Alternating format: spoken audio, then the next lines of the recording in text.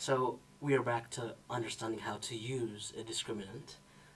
I'm going to write the discriminant again, which is b squared minus 4 times a times c, and we'll straight ahead input this quadratic equation we have right in front of us here into this discriminant.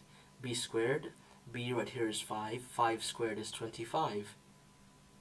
25 minus 4 times a, which is 2 right here, times 2, times c, negative 6. C is negative 6 right here, times negative 6. So 25 minus 4 times 2, which is negative 4 times 2 is negative 8. Negative 8 times negative 6 is positive 48, plus 48. And this will result in 73.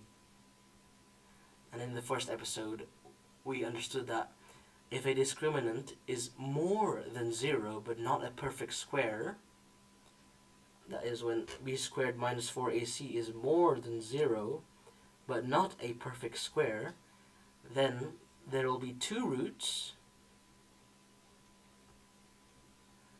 and those roots will be irrational. Now let's just prove this using the quadratic equation. So keep in mind that we are looking for two roots from this quadratic equation, and those two roots will be irrational. Right.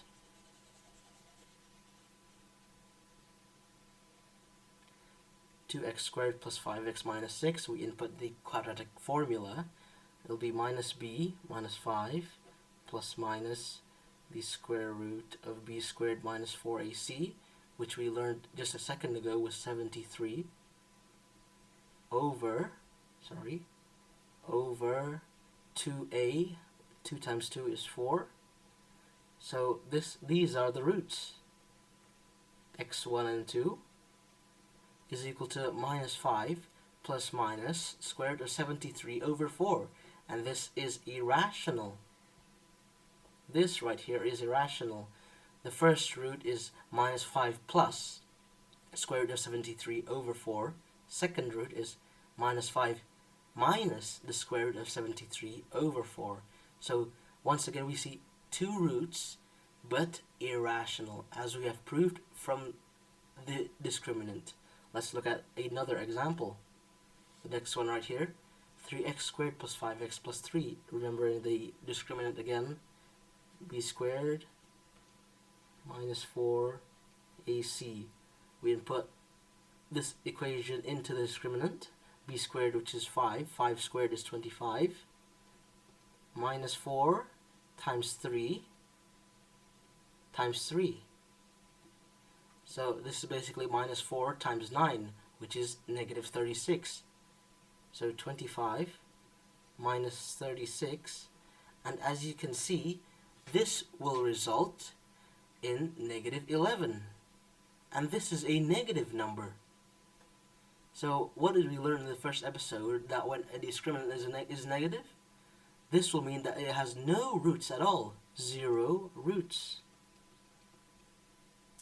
Let's try and prove that. Using the quadratic formula for this quadratic equation, minus b is minus 5 plus minus the square root of b squared, which we learned a second ago was negative 11, which is b squared minus 4ac in the square root right here, over 2 times a is 2 times 3 is 6. And we see right here there's a negative number inside a square root, and this is basically undefined in the real world. This is undefined in the real world, making this quadratic equation having 0 roots. 0 roots.